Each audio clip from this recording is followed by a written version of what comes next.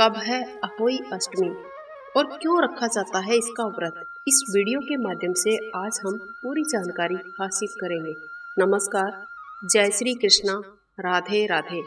आप देख रहे हैं प्राचीन दिव्य ज्ञान। आप सभी का एक बार फिर से स्वागत है। अहोई अष्टमी का व्रत 5 नवंबर रविवार के दिन रखा जाएगा।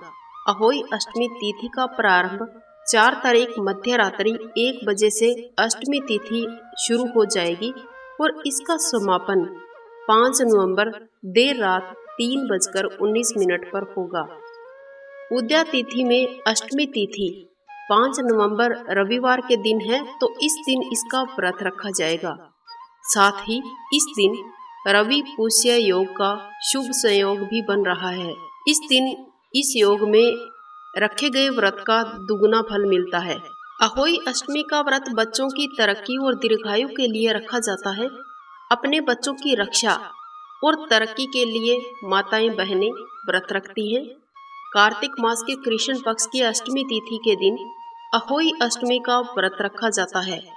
माताएं अपनी संतान के लिए सुबह उपवास रखती हैं और शाम को अपना उपवास खोलती हैं।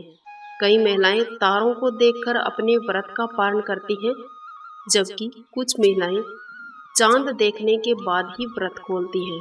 इस दिन व्रत रखने वालों को सुबह जल्द उठकर स्नान आदि करना चाहिए और साफ सुथरे कपड़े धारण करने चाहिए। इसके बाद घर की दीवार पर अच्छे से अहोई माता का चित्र या तस्वीर बनाएं। तस्वीर को बनाने के लिए मिट्टी या सिंदूर का उपयोग आप कर सकते हैं। इसके बाद अहोई माता की तस्वीर के सामने घी का दीपक लगाएं और किसी मीठी चीज का भोग लगाएं और बाद में कथा सुने और शाम के समय आप व्रत का पारण कर सकते हैं। अहोई अष्टमी पर चांदी की अहोई धारण की जाती है। ऐसा इसलिए किया जाता है क्योंकि चांदी की अहोई देवी या दिव्य उपस्थिति और शक्ति का प्रतिनिधित्व करती है। इस माला में चांदी के मोती होते हैं, जिसे धागे में पिरोकर महिलाएं अपने गले में धारण करती हैं। चांदी की अहोई पहनने से सौभाग्य की प्राप्ति होती है। अब हम सुनेंगे अहोई अष्टमी की कथा। प्राचीन काल में किसी नगर में एक साहूकार रहता था। उसके 7 बेटे और बहुएं थी। उस साहूकार के एक बेटी भी थी जो ससुराल से मायके आई हुई थी दीपावली के लिए घर लीपने के लिए। 7 बहुएं मिट्टी लाने जंगल में गई तो ननद भी उनके साथ चली गई। साहूकार की बेटी जहां से मिट्टी काट रही थी, उस स्थान पर स्याहू यानी एक शाही अपने बच्चों के साथ वहां रहती थी।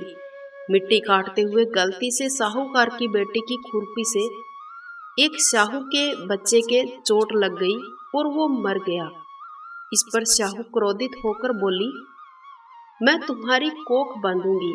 शाहू के वचन सुनकर साहूकार की बेटी अपनी 7 भाभियों से एक एक करके विनती करती है कि कोई उसके बदले अपनी कोख बंधवा ले। सबसे छोटी भाभी ननद के बदले कोख बंधवाने के लिए तैयार हो जाती है।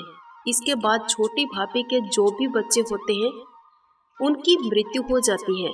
7 पुत्रों की इस प्रकार से मृत्यु होने के बाद उसने पंडित बुलवाकर इसका कारण पूछा, तो पंडितों ने सुरही गाय की सेवा करने की सलाह दी। सुरही गाय छोटी बहू की सेवा से प्रसन्न होती है और उसे शाहू के पास ले जाती है। रास्ते में थक जाने पर दोनों आराम करने लगती हैं। अचानक साहूकार की छोटी बहू की नजर एक ओर जाती है। वो देखती है कि एक सांप गरुड़ पंखनी के बच्चों को डसने जा रहा है और वो सांप को मार देती है। इतने में गरुड़ पंखनी वहां आती है और खून बिखरा हुआ देखकर उसे लगता है कि छोटी बहू ने उसके बच्चों को मारा है। इस पर वो छोटी बहू को चोंच से मारना शुरू कर देती है।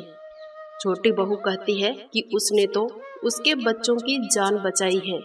गरुड़ पंखनी इस पर बहुत खुश होती है और सुरही गाय सहित उन्हें शाहू के पास पहुंचा देती है।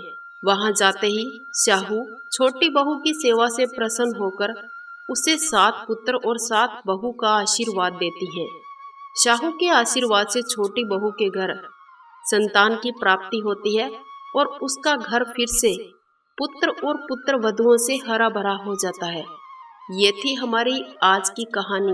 अगर अच्छी लगी है तो इसे लाइक कीजिएगा, शेयर कीजिएगा। इसके साथ साथ यदि आपने अभी तक हमारे चैनल को सब्सक्राइब नहीं किया है तो सब्सक्राइब करके बेल आइकन अवश्य प्रेस कर देना, ताकि आने वाले हर एक वीडियो का नोटिफिकेशन आपको सबसे पहले मिल सके।